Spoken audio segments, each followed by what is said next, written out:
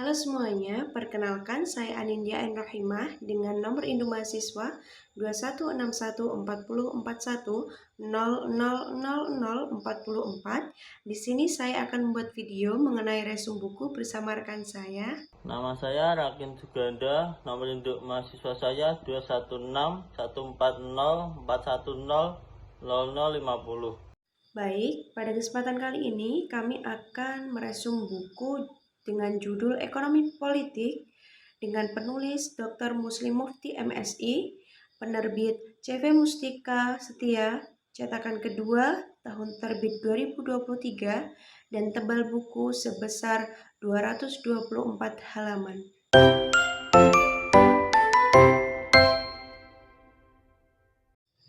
Bab 1, Ilmu Politik dan Ilmu Ekonomi. Konsep ekonomi politik muncul pada abad ke-18. Yang menjadi fokus studi dari ekonomi politik adalah fenomena ekonomi secara umum yang terus bergulir serta dikaji lebih spesifik yang menyoroti tentang faktor ekonomi dan faktor politik.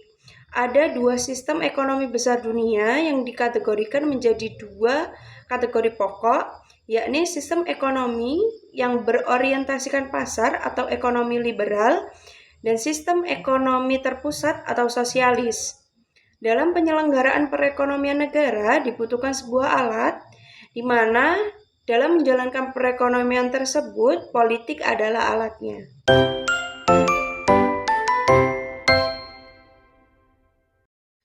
Bab 2, Ekonomi Politik Liberal Klasik.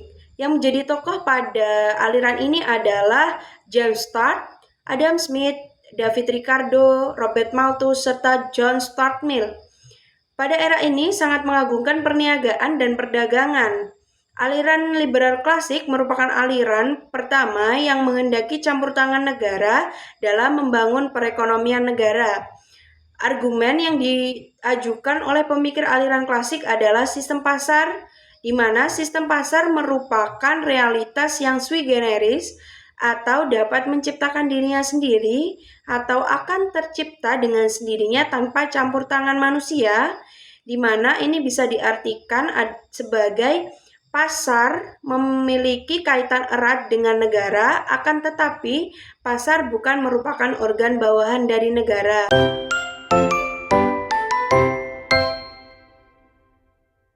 Bab 3, Ekonomi Politik Pendekatan Marxian.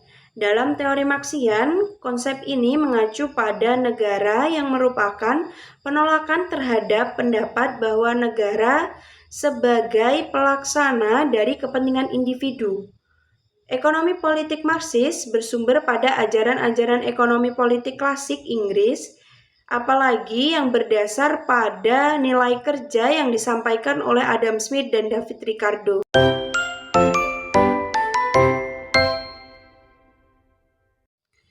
Bab 4, Ekonomi Politik Neoklasik. Menurut Gridel, tahun 1989, ekonomi politik dibedakan atas dua kelompok. Yang pertama, pendekatan terpusat kepada masyarakat, dan yang kedua, pendekatan terpusat kepada negara. Ekonomi politik dalam perspektif neoklasik menggunakan logika ekonomi dasar yang dibatasi oleh keadaan, yang jika melalui transaksi individual, negara akan gagal dalam memaksimalkan kesejahteraan masyarakat.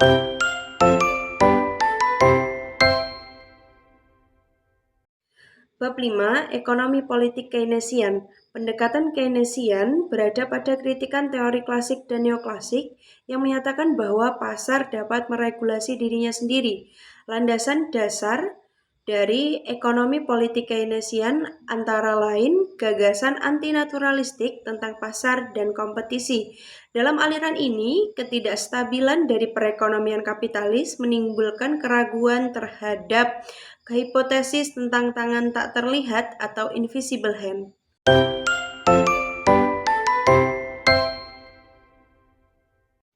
Bab 6, Peran negara dan swasta dalam pengelolaan sektor publik.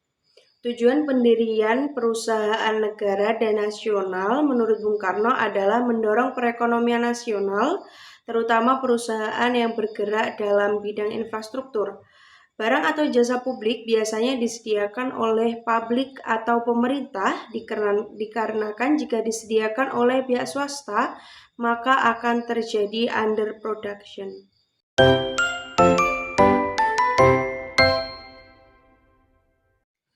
Bab 7, Ekonomi Politik Liberalisme Otoriter, Pemerintah, dan Kemunculan Regulatory State pasca krisis di Asia Timur. Buku Richard Rawlinson tentang Politics in the Wake of the Asia Crisis menjelaskan bahwa globalisasi telah melemahkan pembangunan negara. Kajian ini akan mengeksplorasi salah satu isi utama pada bab ini, yakni perubahan yang diakibatkan oleh meluasnya pasar global yang berdampak pada ekonomi politik di kawasan Asia Timur. Negara-negara di kawasan tersebut membentuk struktur pembangunan dan lingkup globalisasi. Berdasarkan perspektif ini, the development state merupakan hasil dari sistem pasca perang pemerintahan global. Pemerintahan global ini yang memberi pengaruh pada bentuk pemerintahan domestik. Singkatnya, bentuk negara pembangunan atau the developmental state berubah secara cepat, bertransformasi menjadi bentuk baru negara berperaturan atau regulatory state.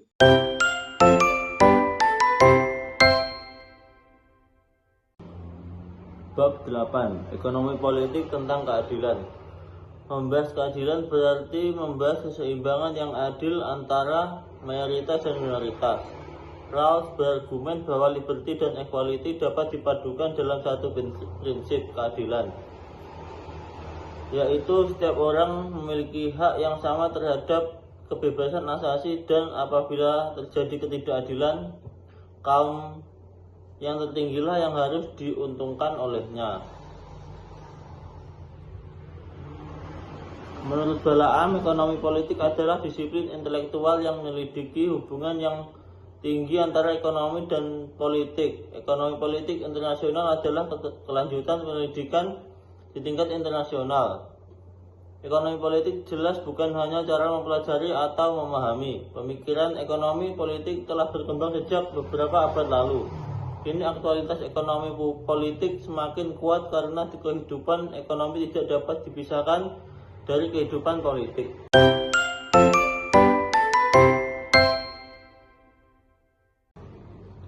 Bab 9. Analisis kritis terhadap sektor pertanian di Indonesia dalam negara kesejahteraan.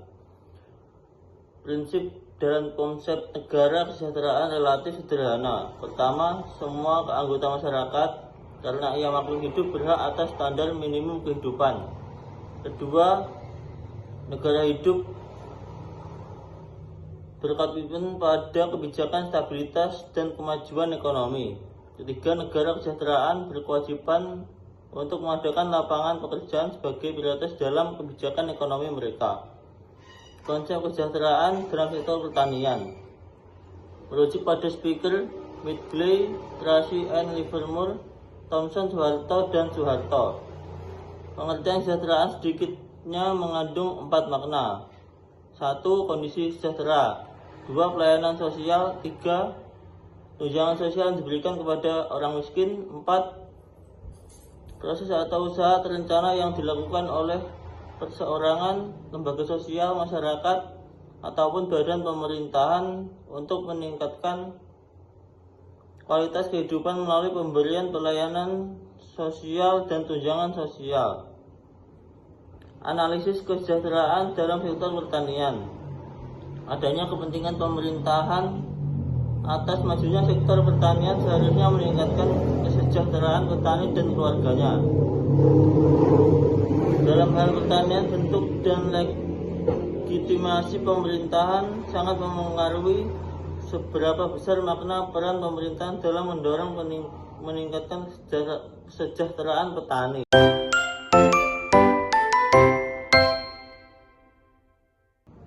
Bab 10. Pendekatan teori politik globalisasi. Konsep globalisasi merujuk pada fenomena yang batas-batas negara bangsa tidak lagi relevan untuk didiskusikan. Ada 3 hal yang sering ditemukan dalam mendefinisikan globalisasi, yakni kesalahan saling hubungan, integrasi, dan kesaling terkaitan. Dengan merujuk pada penjelasan tersebut, Martin Cole menarik dua ciri utama globalisasi. Pertama, meningkatkan konsentrasi dan monopoli berbagai sumber daya dan kekuatan ekonomi oleh perusahaan transnasional ataupun perusahaan dan dana global. Kedua, globalisasi adalah globalisasi dalam kebijakan untuk mekanisme pembuatan kebijakan nasional. Lembaga yang berperan dalam globalisasi ekonomi. Ada 3 lembaga utama yang mengatur globalisasi, yaitu 1. IMF, salah satu lembaga yang sangat berpengaruh terhadap penciptaan sistem ekonomi pasar bebas dunia sesuai agenda neoliberalisme. Jika bakal munculnya lembaga super tersebut sewaktu diadakan pertemuan di Bretton Woods, New Hampshire, Amerika Serikat, Juli 1944. Di bidang moneter terbentuklah International Monetary Fund dengan tugas utama mengatur sistem keuangan dan sistem nilai tukar internasional. 2. World Bank, lembaga lain yang sangat berpengaruh terhadap penciptaan sistem ekonomi pasar bebas dunia sesuai agenda neoliberalisme, yaitu World Bank. Tujuan awal bentuknya IBRD adalah membiayai pembangunan kembali ekonomi Eropa setelah Perang Dunia II. Fungsi tersebut kemudian berkembang menjadi lebih luas, tidak lagi terbatas pada upaya rekonstruksi akibat perang, tetapi juga pembiayaan rehabilitasi akibat bencana alam, pendidikan, kesehatan, infrastruktur, serta rehabilitasi ekonomi setelah masa konflik antar negara. 3. General Agreement of Tariff and Trade dan World Trade Organization. GATT merupakan salah satu instrumen yang bersandar pada pasar bebas. Melalui GATT yang kemudian menjadi WTO secara sistematis dan intensitas agenda negara-negara maju yang didominasi gagasan neoliberal mendesakan agenda liberasi dan perdagangan bebas. Model-model sistem ekonomi global. Hirsch dan Thomson mengajukan dua model ideal, yaitu ekonomi internasional yang terbuka dan ekonomi global purna. Model 1, ekonomi internasional. Model ini merupakan sistem ekonomi yang masih bercirikan ekonomi nasional tiap-tiap negara. Hubungan perdagangan dan investasi antara bangsa tidak serta-merta menghilangkan identitas sistem ekonomi nasional, tetapi lebih merupakan dinamika hubungan keluar dari tiap-tiap pelaku. Sekalipun demikian, hubungan intensif dalam bidang tersebut terus membawa pelaku ekonomi nasional berintegrasi ke pasar internasional. Model 2, ekonomi global.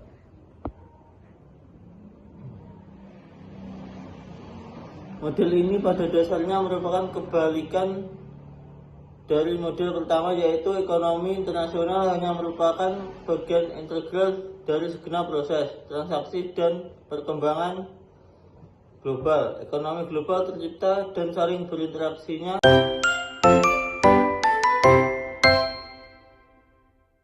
Bab 11. Pendekatan berbasis kekuatan dan pendekatan pilihan publik dalam ekonomi politik. Salah satu fokus dalam kajian ekonomi politik adalah memahami kekuasaan dalam interaksinya dengan fenomena ekonomi. Kekuasaan merupakan bentuk pengungkapan dari ide bahwa untuk mencapai suatu tujuan kita harus melakukan sesuatu untuk mempengaruhi dan mengubah dunia sekitar kita. Dalam upaya ke arah tersebut, kita sering dihadapkan dengan berbagai hambatan. Faktor hambatan bukan merupakan sebuah syarat mutlak. Penafsiran tentang kepentingan. Kekuasaan berkaitan dengan kepentingan. Dalam perspektif Weber, seorang kapitalis bukanlah pemegang tunggal kepentingan, melainkan hanya pelaksana kepentingan orang lain. Dalam pandangan ekonomi, kepentingan diterjemahkan menjadi pilihan. Selanjutnya, pilihan tersebut secara otomatis menjadi keputusan tentang alternatif yang akan dipilih. Kekuasaan dan perekonomian pasar. Secara umum, kekuasaan dan ekonomi merupakan dua entitas yang terpisah. Dictionary of Economy, sebuah kamus ilmu ekonomi, tidak ditemukan satu istilah tentang kekuasaan. Walaupun demikian, gagasan untuk menyusun sebuah ekonomi politik berdasarkan konsep kekuasaan dan kekayaan merupakan sesuatu yang menarik. Salah satu kontribusi ekonomi pasar kapitalistik adalah kemampuannya untuk menumbuhkan kekayaan masyarakat. Peningkatan kekayaan dapat dimaknai juga sebagai peningkatan kekuasaan dalam arti sebagai kepentingan langsung. Berikut adalah 3 contoh kekayaan yang memberikan kekuasaan. Ekonomi politik, pendekatan pasar versus pendekatan negara. Sikap dan tindakan negara sering mengatasnamakan kepentingan masyarakat. Oleh karena itu, menguatnya kembali krisis ekonomi tahun 1970 sehingga mendorong pemikir ekonomi berpaling pada teori klasik, yaitu dengan memunculkan kembali aliran neoklasik atau neoliberal. Satu, pendekatan pilihan publik. Secara langsung, Kapraso mendefinisikan konsep pilihan publik sebagai aplikasi metode ekonomi terhadap politik. 2. Dampak perdagangan bebas terhadap kemiskinan. Selama 20 tahun terakhir, pemerintah Indonesia cenderung di bawah arahan dan dikte IMF dan World Bank. Hal ini semakin tampak dari kebijakan pangan yang mengadopsi ala neoliberal dan sangat pro pasar bebas. Kebijakan pemerintahan berkaitan dengan kepentingan global semakin jauh dari kepentingan rakyat. Kemiskinan sebagai dampak perdagangan bebas perlu mendapat perhatian pekerja sosial di Indonesia.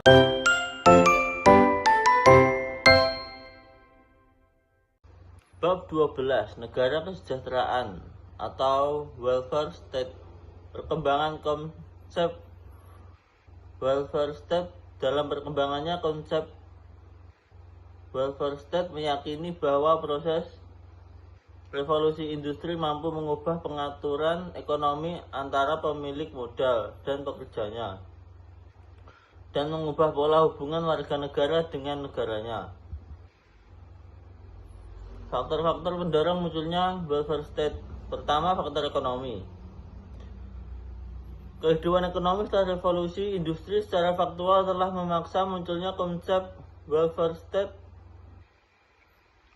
Revolusi industri mengubah pola kehidupan ekonomi warga masyarakat.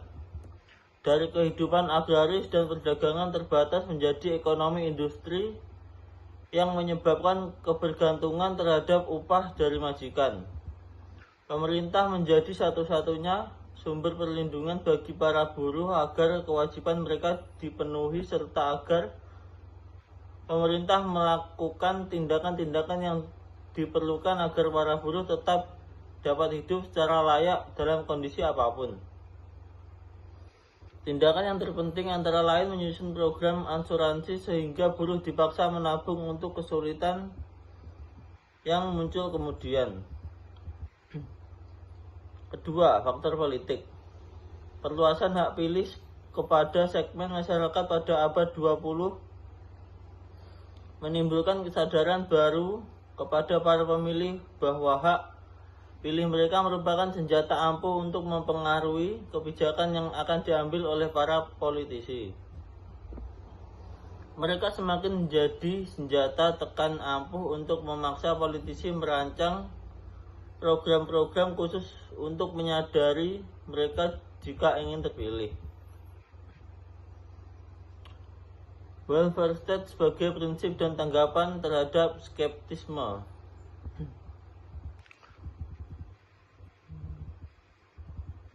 Konsep welfare state diadopsi oleh F.D.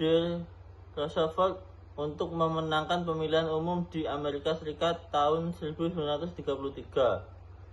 Tahun puncak depresi ekonomi, keberhasilan F.D. Roosevelt membangun ekonomi Amerika Serikat secara relatif cepat dan mengakhiri depresi besar dianggap sebagai tonggak besar keberhasilan implementasi prinsip welfare state. Pada tahun 1966, PBB mengeluarkan dokumen Covenantal Economic, Social and Cultural yang menyatakan bahwa hak ekonomi, sosial, dan budaya adalah hak manusia. Dokumen ini menyatakan bahwa sejak lahir hak ekonomi manusia harus dijamin oleh negara selain hak sipil dan politiknya.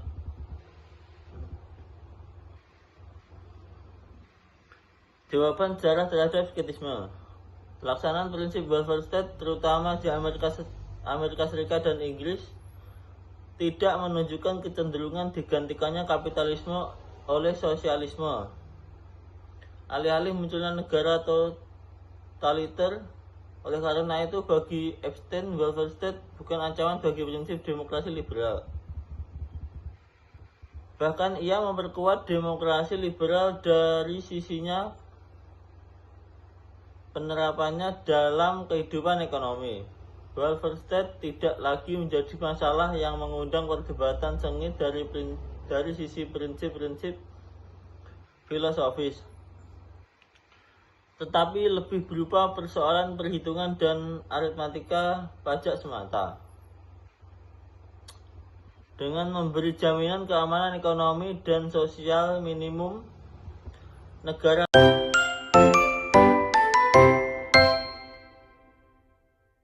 Bab 13. Peran negara dalam ekonomi politik. Dimensi kekuasaan. Lembaga kekuasaan formal terbesar dalam entitas bangsa adalah negara. Negara memiliki hak untuk menetapkan dan memberlakukan berbagai regulasi ekonomi yang mengatur semua aktivitas ekonomi, seperti melakukan monopoli, mengatur moneter, bahkan menentukan bentuk dan aliran pasar.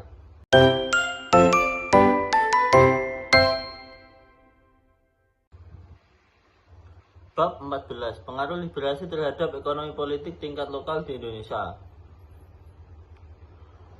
Masuknya pengaruh globalisasi ke tingkat lokal membawa liberalisme dan kapitalisme. Kapitalisme masuk ke Indonesia dengan berbagai cara, terutama dibawa oleh organisasi internasional Monetary Fund yang senantiasa menggunakan cara-cara yang tidak sesuai dengan kondisi masyarakat Indonesia. Bersama dengan kapitalisme, liberalisme pun masuk melalui instrumen pers bebas, penegakan demokrasi, dan arus budaya asing yang mengalir deras tanpa halangan melalui media-media beraneka ragam dan bentuk. Kebijakan desentralisasi tahun 1999 merupakan salah satu dampak dari masuknya globalisasi ke tingkat lokal. Desentralisasi telah membuka peluang baru pemain ekonomi lama bermain politik.